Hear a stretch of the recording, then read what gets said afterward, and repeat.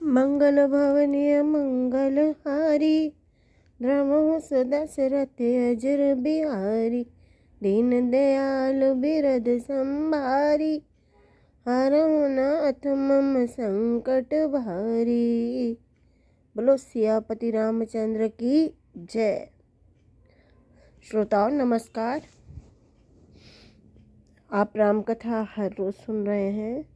अब तक हमने 4 अध्याय सुने पढ़े। पहला नारद मोह प्रसंग, दूसरा राजा प्रताप भानु की कथा, तीसरे सती का मोह और दक्ष के यज्ञ में देह त्याग, और चौथा सुना हमने उमा के रूप में सती का जन्म और शिव के लिए कठिन तपस्या। आज का प्रसंग है शिव पार्वती विवाह। सप्त ऋषियों ने जाकर भगवान शंकर को पार्वती के प्रेम और दृढ़ विश्वास की बात सुनाई। भगवान शंकर प्रसन्न हो गए। उन्होंने सप्त ऋषियों से कहा कि जाओ हिमराज को हमारी मंजूरी की बात बताओ और पार्वती को घर ले आने के लिए बोलो। सप्तऋषियों ने जाकर हिमाचल को प्रेरणा दी और पार्वती को घर ले आए। विवाह का लगन निकाला गया। हर तरफ विवाह की धूम मच गई। और उसके बाद आज का प्रसंग सुनिए। पार्वती और शंकर का विवाह प्रसंग। तुलसी बाबा लिखते हैं, लगे सवारन सकल सुर, बाहन विविध विमान, होय सगुन मंगल सुभग, करहीं अपछरा गान। भगवान शंकर के विवाह का समाचार मिलते ही सभी देवताओं ने अपने अपने वाहनों को संवारा। हर तरफ मंगल शगुन होने लगे हैं। अप्सराएं गीत गा रही हैं। इस प्रकार हर तरफ विवाह का माहौल बन गया है। सिवई संभूषण करहीं सिंगारा, जटा मुकुट अहि मोर सवारा, कुंडल कंकन पहिरे व्याला, तन विभूति पट के हर छाला, शशि ललाट सुंदर सिर गंगा, नयन तीन उपवीत भुजंगा, गरल कंठे उर नर सिर माला, असिव वेश शिव धाम कृपाला, कर त्रिशूल और डमरू विराजा, चले बसे चढ़ बाजहीं बाजा। शिव का श्रृंगार कर रहे हैं उनके गण। जटाओं का सुंदर मुकुट बनाया गया, उसके ऊपर सांप का मोर संवारा गया। कुंडल और कंकन में छोटे सांप लपेटे गए। शरीर पर बभूत रमाई गई और शरीर में बाघ की छाल सजाई गई। ललाट पर चंद्रमा सजाया गया। सिर पर गंगा सवार है, सुंदर लग रही है। तीनों नयन है, उपवीत भुजंग का है।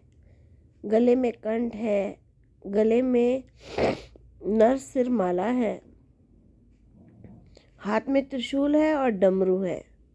और बैल पर सवार होकर भगवान शंकर चल पड़े हैं।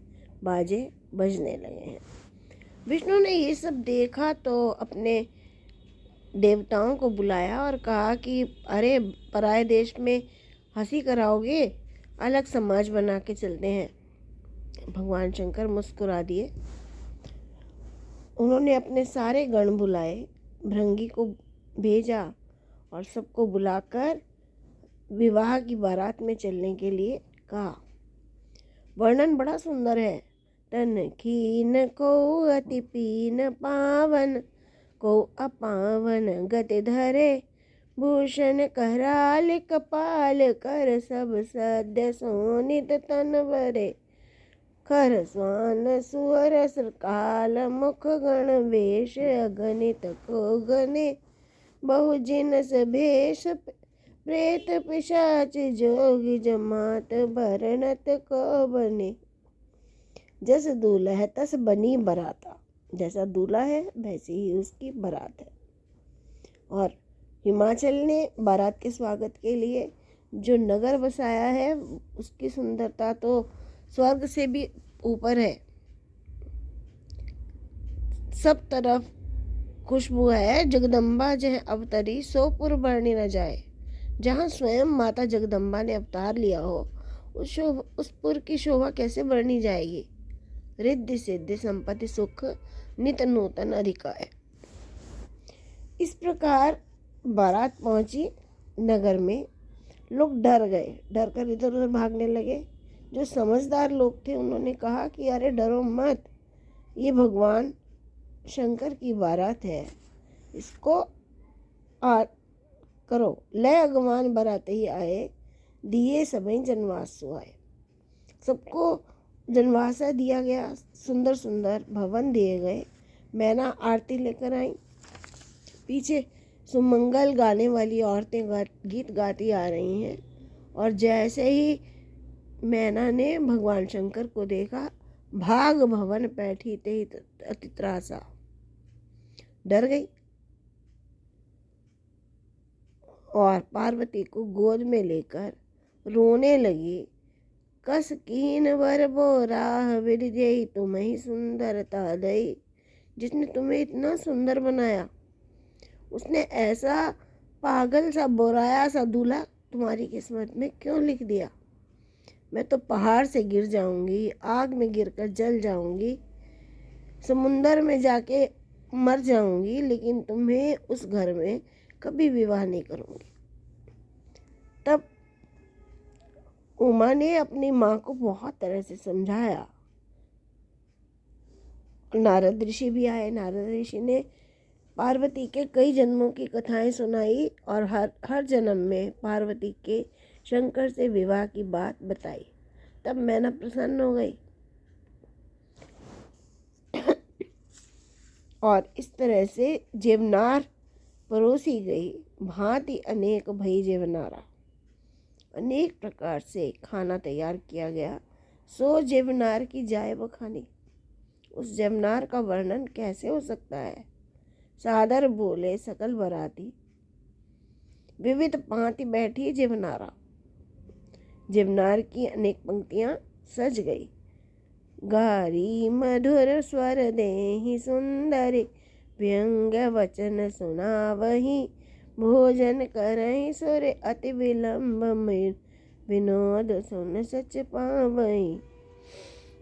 वे सब सुंदरियां मधुर गाली दे रही हैं, व्यंग वचन सुना रही हैं और भोजन करते हुए देवता जानबूझकर इन गालियों का आनंद लेने के लिए धीरे धीरे भोजन कर रहे हैं और विनोद सुनकर सच में सुख पा रहे हैं। खाने के पश्चात भांबर सजाई गई। जिस प्रकार से विवाह की विधि कही गई है, वो सब विधियां की गई। एक तरफ आपने शिव का श्रृंगार सुना, दूसरी तरफ भवानी का श्रृंगार। कोटियों बदन नहीं बने बरनत, जग जननी शोभा महा, सकुचाए कह श्रुति शेष सारद, मंदमति तुलसी कहा। तुलसी कहते हैं कि करोड़ों बदन मुख व्यक्ति के पास हों और हर मुख से वो जगजननी की शोभा का वर्णन करे तो भी वो शोभा नहीं कही जा सकती। सुंदर ताम्रजात भवानी, जाई न कोटियों बदन बखानी। शेष शारद और वेद भी उस सुंदरता का वर्णन करने में सकुचाते हैं, तो तुलसी उसके वर्णन कैसे कर सकते हैं। इस प्रकार पानी ग्रहण जब कीन महेशा, ये हर्षे तब सकल सुरेशा। वेद मंत्र मुनिवर उच्चरहि, जय जय जय शंकर सुर करहि। इस प्रकार उमा और शंकर का विवाह संपन्न हुआ। हिमराज ने अपनी बेटी को लाकर कहा कि हे नाथ, ये उमा मेरे प्राणों से भी अधिक प्रिय है। अगर इससे कोई अपराध हो जाए तो जल्दी से प्रसन्न हो जाइएगा, इसको कोई कष्ट मत होने दीजिएगा। इस प्रकार भगवान शंकर पार्वती को लेकर विदा हुए। और पार्वती तुरत भवन आए गिरिराई, सकल सहल सर लिए बुलाई। जब ही शंभु कैलाश ही आए, सो सब निज निज लोक सिधाए। शंकर भगवान कैलाश पर्वत पर पहुँचे तो सारे देवी देवता भी अपने अपने लोक में चले गए। जग पितु मातु शंभु भवानी, ते सिंगार न कहूँ बखानी। क्योंकि शंकर और भवानी तो सारे संसार के माता पिता हैं, इसलिए उनके श्रृंगार का वर्णन नहीं करेंगे। इस प्रकार वहाँ हिमालय पहाड़ पर कैलाश पर्वत पर रहते हुए भगवान शंकर और पार्वती हमेशा नए नए विहार करते हैं। यह उमा शंभु विवाह जे नर नारी कहें जे गावहीं, कल्याण काज विवाह मंगल सर्वदा सुख पावहीं। यह उमा और शंभु के विवाह की बात जो नर नारी कहेंगे, सुनेंगे, पढ़ेंगे, उनके हर प्रकार से कल्याण होंगे, घर में विवाह मंगल होंगे और हमेशा उनको सुख मिलेगा। ये था पार्वती और शिव का विवाह प्रसंग। आपने सुना। भगवान शंकर आप पर कृपा बनाए रखें। मेरे साथ बोलिए, जय श्री राम, जय जय राम, जय जय राम, जय श्री राम।